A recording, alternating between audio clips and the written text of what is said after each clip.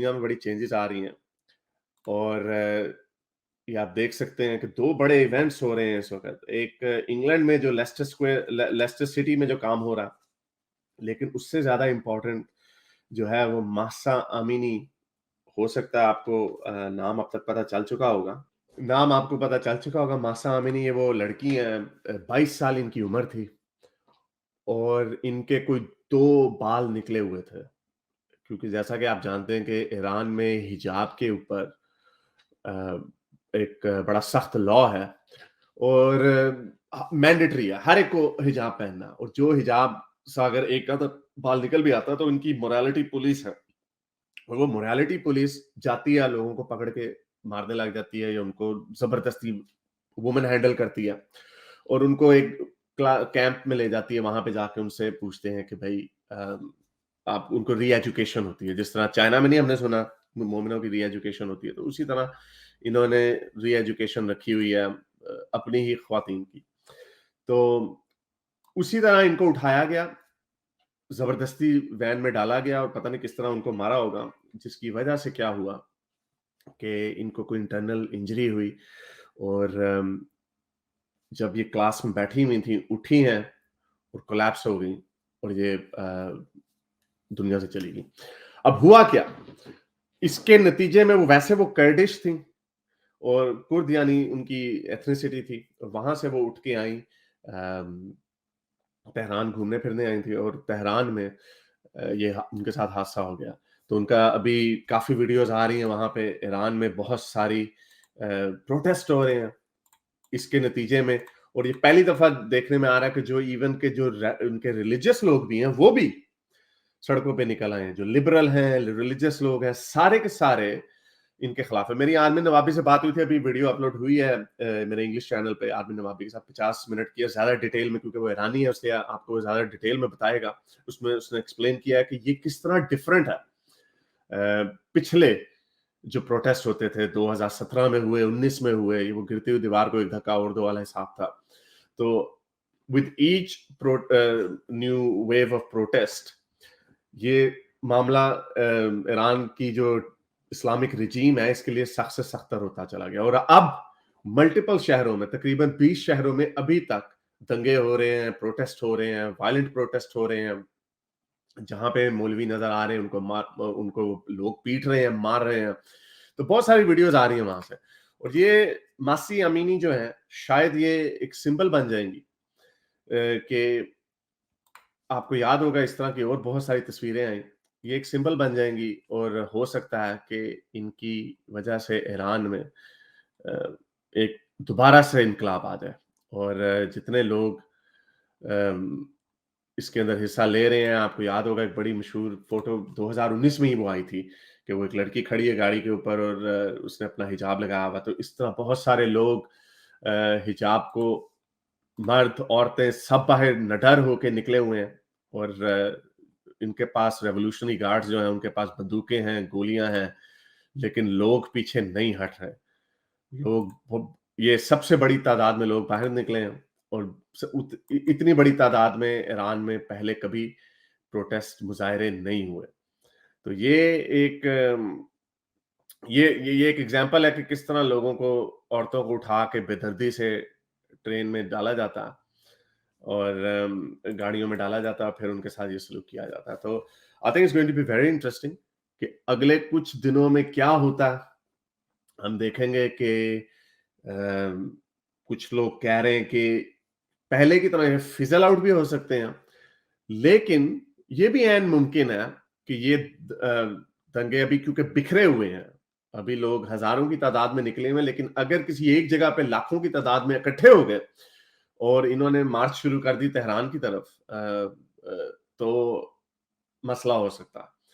दूसरा एक एलिमेंट इसमें ये था कि पहले लोग ये भी एक्सपेक्ट कर रहे थे कि खामिनाई जो है, जो सुप्रीम लीडर है, जो कि असल डिक्टेटर है, वो तकरीबन 80-82 साल का है और उसकी तबीयत कोई ज़्यादा ठीक नहीं है। अगर वो मर जाता है, तो ये भी एक मौका है कि यहाँ पर रेवोल्यूशन दोबारा से आ सकता है। ईरान की जो इस्लामिक रिजीम है, इसका तख्ता उल्टा जा सकता है। तो ये 2 सूरत-ए-हाल हैं ऊँट किस करवट बैठेगा, ये तो वक़्त ही बताएगा।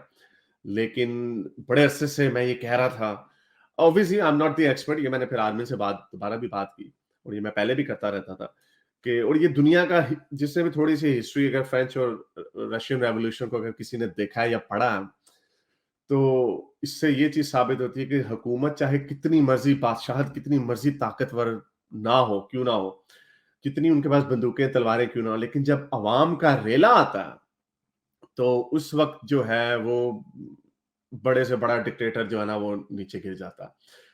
इसी तरह अभी एक और प्रोटेस्ट हो रहे हैं रूस में। पुतिन ने फिर से कुछ 3 लाख लोगों को रिजर्विस्ट को कॉल कर दिया है, जिसकी वजह से लाखों मर्द जो हैं रूस से बाहर भाग रहे हैं कि कहीं उनकी कंस्क्रिप्शन ना हो जाए। और वहाँ पे प्रोटेस्ट हो रहे हैं, पुतिन तुन-तुन के उनको अंदर डाल रहा है। मोदी जी का एक बयान मैं देख रहा था, पहले मोदी जी बड़े खामोश थे, लेकिन अब मोदी जी ने कहा कि यार ये तो क्योंकि लग रहा है कि पुतिन रूस जो है ये जंग हार जाएगा, it's just a matter of time कि कितनी देर लगेगी इसमें। लेकिन चाइना ने भी न्यूट्रल अब बयान दे दिया कि वी आर कंसर्न्ड, जो अज़रबैजान में जो मीटिंग्स हुई थी और मोदी जी ने भी कह दिया कि ये दौर अब युद्धों का नहीं है, जो कि बात सही है। ये दौर वाक़ई जंगों का नहीं है। एज ऑफ वॉरफेयर और ये एम्पायर जो है ये एज खत्म हो चुकी भी है। इस तरह अब आप कुछ नहीं कर सकते। तो लेट्स सी कि क्या होता है। लेकिन ये कहा जा रहा है कि अगर रूस ये जंग हारता है, तो ये ऑब्वियसली फिर उसके बाद ये पुतिन ताकत में नहीं रह पाएगा।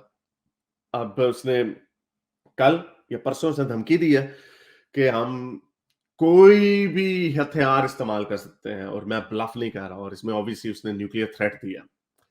अम, तो ये अब सोचने वाली बात है कि अगर ऐसा ना हो कि पुतिन ये कहे कि भाई मैं तो जा रहा हूँ, मैं लेके सारों को लेके चला जाऊँगा, लेकिन मोस्ट लाइकली ये ब्लफ है, क्योंकि बाकी के जो लोग उसके इर्द-गिर्द हैं, हो सकता है वो इसको अ न्यूक्लियर हथियार इस्तेमाल करने की इजाज़त ना दें और उससे पहले इसको पकड़ लें। लेकिन ये चीज़ें ऑब्वियसली हू नोज़, लेकिन ये जिसको लोग फरवरी में ये हुआ था, लोग उसमें बड़ा इसको ईज़ी ले रहे थे। लग भी ऐसे रहा था कि कीव 2 दिनों में फॉल हो जाएगा, लेकिन यूक्रेन ने हार नहीं मानी और अब ईस्टर्न रीजन पे वो पहुँच गए हैं और कई लोग कह रहे हैं, एक्सपर्ट्स कह रहे हैं कि इसको ऊपर काफ़ी टाइम लगेगा, इसको वापस लेते हुए। लेकिन कई लोग ये भी कह रहे हैं, I mean obviously we don't know, कई लोग ये भी कह रहे हैं कि अब जो 3 लाख नए लोग आएँगे, जो कि अप टू 1 मिलियन हो सकते हैं, लेकिन पब्लिकली पुतिन ने 3 लाख कहा है। ये ये वेल ट्रेन्ड नहीं है और ये अगर वेल ट्रेन्ड नहीं है, तो पहले जो ट्रेन्ड सोल्जर्स थे, उनकी कितनी धुलाई हुई, अ, मारे गए। बहुत सारे लोग ये कह रहे हैं कि उनकी लाशें जो हैं जान के रूस वापस नहीं ला रहा, क्योंकि जब वो बॉडी बैग्स आते हैं, कॉफ़िन्स आते हैं, तो फिर ज़्यादा एक एंटी वॉर मूवमेंट शुरू हो जाती है। तो इस वजह से ये भी नहीं हो रहा, लेकिन ज़ाहिर बात है अगर 3 लाख नए सोल्जर्स चाहिए आपको, तो इसका मतलब आपने पहले जितने सोल्जर्स भेजे थे, वो इनइफेक्टिव हो गए और उनमें बहुत ज़्यादा कैजुअल्टीज़ हो गई हैं। तो एनीवे ये हम लोग अपनी ज़िंदगियों में मगन हो जाते हैं, लेकिन ये न्यूक्लियर वॉर का खतरा जो है अभी भी सर के ऊपर मंडला रहा है। तो एनीवे, तो कहने का मकसद ईरान की स्टोरी से जोड़ रहा हूँ कि चाहे कितना पावरफुल डिक्टेटर क्यों ना हो, जब अवाम सड़कों पे निकल आती है, तो फिर रोकना बड़ा मुश्किल होता है और इसकी मिसाल हाल में आपके पास है। तुनीज़िया में ये हुआ, तहरीर स्क्वायर मिस्र में ये हुआ, फिर लिबिया में ये हुआ, सीरिया में होते-होते रह गया। सीरिया में होने लगा था, लेकिन वहाँ पे फिर उसको हाईजैक कर लिया दाइश वगैरह ने, जो कि मोस्ट लाइकली ऐसे ही होता है, जब एक वैक्यूम क्रिएट होता है तो और लोग भी आ जाते हैं। तो लेट्स सी कि अब ईरान में ये तो ऐन मुमकिन है कि पावर का ओवरथ्रो हो सकता है, लेकिन अब ये लोगों को डर है कि अगली पार्टी अगर कोई आ जाती है तो वो कौन-सी होगी? क्या वो ईरान से भी, जो इस वक़्त की रेजिम है, उससे भी ज़्यादा पागल होगी, या लिबरल लोग होंगे? क्योंकि लिबरल लोग जो जो होते हैं वो अनफॉर्चुनेटली वो इतने कोई मिलिटेंट किस्म के लोग नहीं होते, जिसकी वजह से वो फिर दूसरी तरह की जो रेडिकल ताकतें होती हैं वो पावर में आ जाती हैं। इसीलिए जो बेस्ट सॉल्यूशन यही होता है कि आप रेडिकलिज्म को आहिस्ता-आहिस्ता खत्म करें, इंक्रीमेंटली खत्म करें और फिर उसमें बर्ताव आए, बजाय इसके कि आप एनार्किस्ट बने और आप रीसेट का बटन दबाएँ, डिस्ट्रॉय एवरीथिंग और फिर दोबारा से शुरू करें। वो उसमें अक्सर अक्सर क्या बल्कि हमेशा ही उसमें अंजाम जो इमीडिएट ली जो उसका आउटकम होता है वो बुरा ही होता है। बाद में फिर एवोल्यूशन के थ्रू जब वो कोई भी नई स्टेट गुजरती है उसमें बेहतरी आती है। नूरिया आई हैं और इन्होंने मेरा ख्याल बात करनी थी अम, जो ईरान में जो हो रहा है, मासी अमनी पे, क्योंकि ऑब्वियसली इसके ऊपर एक खातून का पॉइंट ऑफ व्यू भी लेना बड़ा ज़रूरी है क्योंकि पूरी दुनिया में मुज़ाहरे हो रहे हैं to show solidarity. Atheist republic के पेज के ऊपर देखा हमने आज नूरिया ने भी आपने ट्विटर पे डाला था या आपने यूट्यूब के चैनल पे डाला था, आप भी किसी प्रोटेस्ट में थी जो सॉलिडारिटी शो कर रहा था मासी अमनी के साथ, तो जो ईरान में हो रहा है, आप इसको किस तरह देखती हैं? जी नहीं, थैंक यू सो मच। पहली बात मैं ये कहना चाहूँगी बिकॉज़ कल मैं एक्चुअली प्रोटेस्ट पे गई थी जो लंदन में हो रहा था, ठीक है? वो इरानियन एम्बेसी के बाहर था एंड मैं आपको बता नहीं सकती मैं कितनी डिसअपॉइंट हुई हूँ क्योंकि वहाँ पे कसम से इतनी कम औरतें थी नहीं, it was literally a sausage fest. वहाँ पे सारे मर्द निकल के आ रहे थे and they were so supportive, इतना अच्छा लगा। सब मासूम अमीनी की तस्वीरें लेके चीख रहे हैं कि death to the Islamic regime, women life freedom, ये लोग बार बार फारसी में चीख रहे थे ये। लेकिन कोई भी लिटरली आई थिंक मेरे नजर से दो औरतें गुजरी थी जो वहां पे शामिल थी और चीख रही थी इसके बारे में। मैंने अपनी कॉलीग को एक्चुअली कहा था कि आपको अजीब नहीं लग रहा, लिटरली इतने मर्द हैं, आई फेल्ट सो अनकंफर्टेबल, और बल्कि हमें घूर रहे थे कि आप लोग क्या करने आए हैं यहाँ पे। तो फिर मुझे लगा कि एक्चुअली जो प्रोटेस्ट हो रहा है अब ये दो हिस्से में स्प्लिट हो रहा है। और एक तरफ जब आप देखेंगे लोग तो ज्यादा ये जो आप आई थिंक आपने डिस्कशन काफी हद तक कर चुके हैं आप आर्मन के साथ, लेकिन ये एक जो गर्दिश जो वो आई मीन क्या कहते हैं नेशनलिज्म। लगता है जिस, हाँ बेसिकली नेशनलिज्म, वो बाहर आ रहा है एंड ये कंबाइन हो रहा है क्योंकि वो कह रहे थे हमें बार बार कि आप लोगों को पता नहीं है हमारे और भी कितने नौजवानों को ये स्टेट ने मारा है, उनको उन्होंने कितने लोगों को हैंग किया है, उनकी सबके पास तस्वीरें थी। एंड फिर मुझे लगा कि एक्चुअली नहीं, ये जो उनका जो अब वो गुस्सा है ना स्टेट स्टेट के जो प्लेयर्स हैं उनके खिलाफ, ये अब नजर आ रहा है। तो ये मासा अमीनी का अब मुझे कल तक लग रहा था कि ये एक वॉटरशेड मोमेंट हो सकता है हिस्ट्री में क्योंकि औरतें अब थक गई हैं। औरतें हम देख रहे हैं ईरान में वो अकेली लगी हुई हैं। यहाँ पे इसलिए मैं कह रही हूँ कि हम लंदन में थे कल एंड कोई भी मुझे वेस्टर्न कोई जो फेमिनिस्ट हैं जो हिजाब वो जो फॉरेन प्लेयर्स होते हैं फर्ज करें जो ईरान जाके हिजाब पहन लेती हैं एंड वो कहते हैं कि नहीं उनका कल्चर का हिस्सा है तो हम पहनेंगे, जी, हम ये करेंगे। वही औरतें कल शामिल थी ही नहीं जब किसी की जान गई है उसी हिजाब के ऊपर। तो मैं बस ये कहना चाह रही थी कि लंदन की जो टर्नआउट थी कल मैं बहुत डिसअपॉइंटेड थी। It was actually a sausage fest.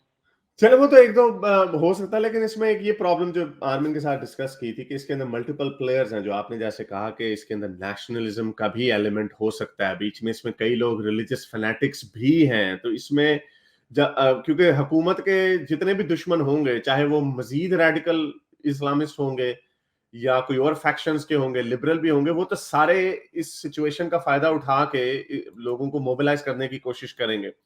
लेकिन जो इसमें अगर ये पहली बात कि अगर ये तख्ता वगैरह उलट जाता है या गिर जाती है, अगेन इट्स जस्ट ये एक कंजेक्चर है, लेकिन अगर ये ऐसा हो जाता है तो बड़ी एक ट्रेजेडी होगी कि जिनकी वजह से ये शुरू हुआ, वो आपको याद होगी वो फोटो 2019 में जो वायरल हुई थी, वो एक लड़की खड़ी होकर स्टिक के ऊपर उसने अपना हिजाब जी, लगाया हुआ था। जहाँ से व्हाइट वेडनेसडे के प्रोटेस्ट शुरू होने लगे उसके जी बाद। जी जी, जी। तो वो मूवमेंट जो है हाईजैक हो जाए और इसके ऊपर कुछ हो रहा है। मैंने आपसे एक और सवाल पूछना था। एक ट्वीट मेरी नज़र से गुज़री, फिर मैंने उसके ऊपर एक और ट्वीट की कि हम जब कहते हैं कि और ये इंडिया में भी बड़ा ये क्वेश्चन उठ रहा है कि आप अगर इसको अपोज़ कर रहे हैं हिजाब के ऊपर, तो इंडिया में इसको सपोर्ट क्यों करते हैं, जो राइट टू वेयर हिजाब है? एक जगह पे आप उसको अपोज कर रहे हैं, दूसरी जगह पे आप उनको क्या ये कॉन्ट्रडिक्शन नहीं है? क्या ये पैराडॉक्स नहीं? नहीं बिल्कुल है एंड मुझे लगता है कि ये जो अभी हो रहा है जो हम देख रहे हैं, ऑब्वियसली जैसा आपने कहा ये इसके बहुत सारे factors हैं, अलग-अलग splits हो रहे हैं, and you know Iran is just going through a whirlwind of a time right now. So वो देखा जाएगा कि how it will play out. लेकिन जैसे मुझे कल भी लगा था कि ये जो हिजाब की जो इशू है एंड ये जो हिजाब के ऊपर लोग के लाइक औरतों की जान जा रही है, लोग क्यों नहीं बात करना चाह रहे हैं, and why is the focus more on the right to wear it, and वो ऑलवेज कम्स डाउन टू, जहाँ तक मुझे लगता है कि अगर आप इस हिजाब डिबेट में शामिल हो जाएं या अ, आप इस स्टैंड इस साइड पे स्टैंड ले जो हम ले रहे हैं, इट्स सो इजी कि आपको फौरन से वो they'll throw you under the bus and आपको इस्लामोफोबिक कहेंगे, एंड आई थिंक उनका ये डर है, इतना डरते हैं कि they have to stay on the side जो कहता है कि it's a choice, आप पहन लें, every woman has the right to wear it, वहाँ वो आसान है जगह ये स्टैंड लेने। ऑब्वियसली जब आप कहते हैं कि हिजाब एक चॉइस नहीं है, हिजाब इज फुली मैंडेटेड इस्लाम से, शरिया जो जब जहाँ भी शरिया शामिल होगा वो पुलिस की तौर पे इम्प्लीमेंट होगा और आप जेल जा सकेंगे। लेकिन अगर आप ये बातें कह रहे हैं, ऑब्वियसली आप मुल्ला के खिलाफ जा रहे हैं ना, एंड सबसे ऑब्वियसली लंदन इंग्लैंड में, आई एम सॉरी लेकिन इंग्लैंड में कुछ बदलना पड़ेगा, क्योंकि यहाँ पे जो हम सिंपैथी देख रहे हैं ये मुस्लिम विक्टिमाइजेशन के साथ, ये बहुत बुरा होने वाला है यहाँ पे, एंड ऑब्वियसली आप बात करेंगे ऑब्वियसली कि लेस्टर में भी क्या हो रहा है, तो ये ऑनेस्टली हाथ से बाहर आ रहा हो रहा है, ये it's getting out of control. लेकिन इसके ऊपर अब फॉर एग्जांपल जैसे जब मस्जिद में हमला हुआ था न्यूजीलैंड में, तो जो हमारी उधर की प्राइम मिनिस्टर हैं उन्होंने हिजाब पहन के सॉलिडारिटी दिखाई थी। फेयर इनफ, हम इसको गुडविल का जेस्चर तो समझ सकते हैं, लेकिन ऑब्वियसली ये गोरे इनको नहीं पता होता। लेकिन बाय द सेम लॉजिक अगर हम आपको ये भी कहें कि चलो हो सकता है आपको ना पता हो कि इसके पीछे क्या और क्या-क्या चीजें हैं, and they are just concerned about their own community in these western countries के हिजाब पहनने पे आपके साथ बिगेटरी नहीं होनी चाहिए, तो you have a right to wear it and you have a right to take it off. लेकिन अब ये लोग इस तरह की सॉलिडारिटी क्यों नहीं दिखा सकते? जब वो फोटो वायरल हुई थी, लड़की ने हिजाब जलाया और काफी एक्स मुस्लिम औरतें भी जलाती हैं बारबेक्यू वगैरह में, तो और ठीक है वेस्टर्नर्स हिजाब नहीं पहनते, लेकिन ये अब इस तरह की मूवमेंट नहीं होनी चाहिए कि हाँ हम आपके हिजाब पहनने को राइट को तो सपोर्ट करते हैं, लेकिन हम आपके हिजाब को फेंकने के राइट को भी सपोर्ट करते हैं, और उसको उतार के ये क्यों नहीं दिखाते जो वेस्टर्न फेमिनिस्ट है कि अब वो क्यों नहीं हिजाब जलाते? बिल्कुल, अगर वो लेवल की सपोर्ट दिखाए ना तो सब गंजे होके हिजाब वो आग में फेंकते थे। हाँ। गंजे वो सारे। और ये जो इसमें बहरहाल जो फुटेज है, जो ये तस्वीरें आ रही हैं ईरान से, ये बड़ी हार्टनिंग है कि किस तरह ये जी, लोग लेकिन ये तो मैं कह रही हूँ हारिस, ये इसलिए मैं आपसे आज बात करना चाह रही थी इससे, क्योंकि ये आप देखें, दुनिया दुनिया देख रही है कि ईरान में औरतें क्या कर रही हैं, how they risking their lives, how they fighting back. मैंने आज एक वीडियो देखी थी, एक आदमी ने जाके सड़क पे एक औरत को चपेट मारा और उसको लगा कि he would get away with it. उसकी जो बाद में जो लोगों ने बैन बजाई उसकी, आई वाज लाइक वाओ, अब औरतें कह रही हैं नहीं, अब जो मर्द है ये जो डोमिनेटिंग, ये असर्टिव मुल्ला की तरफ से ये जो आपको एंटाइटलमेंट मिलती है, अब नहीं। लेकिन अगर आप मेरा ट्विटर पे अगर ट्विटर खोल सकते हैं मेरा, यू कैन जी सी जी के लंदन की जो प्रोटेस्ट थी उसमें देखें सारे आदमी नजर आएंगे आपको। तो ये क्या, आई एम जस्ट वरीड कि ये जो मासा अमीनी की जान गई है इस पे doesn't fall on def ears, या ऑब्वियसली इस मूवमेंट को अलग अलग डायरेक्शंस में जाना है, लेकिन ये हिजाब का जो मसला है ये ओवरलुक ना हो, और you know she doesn't die in vain, इसलिए। ये चाहिए वाली, यस हाँ, यस, ये मैंने देखी थी। एक और भी है शायद इससे पहले। तो आपने इसको लैंडस्केप मोड से शुरू किया, पोर्ट्रेट से शुरू किया, लैंडस्केप में चली गई। अच्छा ये आप क्या है, ये कहाँ पे हो रहा था प्रोटेस्ट लंदन में? ये हाइड पार्क के बाहर जो रेडियन एम्बेसी है ना उसके सामने। अच्छा। और इतनी और पुलिस, लाइक लाइक 4 गुना पुलिस थी वहां, और जितने प्रोटेस्टर्स थे। इसकी वजह ये नहीं हो सकती, इसकी वजह ये भी तो हो सकती है ना कि ये जो लोग हैं, I mean even though they have come out in support of मासा अमीनी, ये खुद भी थोड़े बड़े कंजर्वेटिव किस्म के लोग होंगे जो अपनी औरतों को चाहते होंगे कि आप बाहर ना ही निकले तो बेहतर है। इज दैट व्हाट बिल्कुल योर? बिल्कुल, मैंने एक्चुअली ये जो किया था अपनी कॉलीग के साथ, क्योंकि पता नहीं किसी ने मेरा नंबर मांगा, अजीब अजीब हो रहे थे obviously, and I was like यार यहाँ पे there's no औरतें, हमें निकलना चाहिए। And I was actually like I said to her कि वो मुझे यहाँ हिजाब के बगैर शायद इसीलिए टॉलरेट कर रहे हैं क्योंकि उनको पता है कि हम लंदन में बैठे हैं, लेकिन अगर मैं उनको कि ईरान किसी गली में मिलूँ तो उनकी मेंटालिटी वही होगी। That's what I am saying. फिर प्रोटेस्ट लिटरली वो 2 हिस्से में हो गया था। वो जो कर्दिश वो नेशनल जो चांस होते हैं उनके, वो ज़्यादा उस पे फोकस कर रहे थे। एंड ऑब्वियसली उनकी तो एक जान गई है ना, वो मासा अमीनी भी जी। कर्दिश थी। तो obviously it's more it's a very nationally fuelled fight. यानी आप ये कह रहे हैं कि ऑब्वियसली ये इसके अंदर ये इसमें आर्मिन ने बताया था कि अम, अ, इसमें नेशनलिस्ट एलिमेंट भी है और रेडिकल एलिमेंट भी है, एंड ऑब्वियसली अगर ये नेशनलिस्ट कर्डिश है तो ये that movement can be hijack. But anyway I think either way बड़ी इंटरेस्टिंग डेवलपमेंट्स हैं और इसको देखते हैं कि ये ऊंट किस करवट बैठता है। आप जरा जी, रुकिएगा, आगे मैं देखेंगे। जी, अच्छा, अच्छा, आई जस्ट आप वांट टू से कि हाँ, जितना लोग ऑब्वियसली इस पे बात कर सकते हैं, प्लीज इस बात को वो इग्नोर मत करें कि ये एक्चुअली हिजाब की वजह से एक औरत की जान गई है। ठीक है? जी, जी हाय, सॉरी। मालिज, hi Haris, how are you? Very good, कैसी हैं आप? मैं ठीक हूँ हारिस। मैं दूसरी बात जो मैंने करनी थी, मैंने हिजाब पे करनी थी कि we need to put pressure on the women that are in the west, जिन्होंने ये प्रोपेगेंडा किया कि hijab is a choice, hijab is a choice. उनमें से किसी एक ने ट्वीट नहीं की है what is happening in Iran. तो it is high time that we call out these women. Nike हो गया, वोग ने अभी पूरे फ्रंट कवर पे हिजाब को प्रमोट किया है। क्या इनको दिख नहीं रहा है कि हिजाब की वजह से कितनी लड़कियां मर रही हैं? ये थिंग के ओ hijab is a choice needs, that whole thing needs to be broken कि it is not a choice, it's only a choice because you are living in a democratic country. ये इन औरतों की समझ में क्यों नहीं आती ये बात? मुनाफकत है ना, देखें अब ये प्रॉब्लम इनकी तभी होती है कि जब एक इन्होंने एंगल लिया हुआ है कि माइनॉरिटीज की हमने साइड लेनी है और वो ओपोजिट अपोज करना है, जो भी कंजर्वेटिव्स कहेंगे या राइट विंग के लोग जो भी कहेंगे तो हमने उसको अपोज करना है। तो सारी बात है, वो जो कंजर्वेटिव्स के लोग होते हैं वो मोस्टली एंटी इमिग्रेशन होते हैं। तो एंटी इमिग्रेशन होते हैं तो जो लोग डिफरेंट दिखते हैं वो उनको खिलाफ प्रोपेगेंडा उनके खिलाफ करते हैं, बातें अच्छी हो सच्ची हो झूठी हो।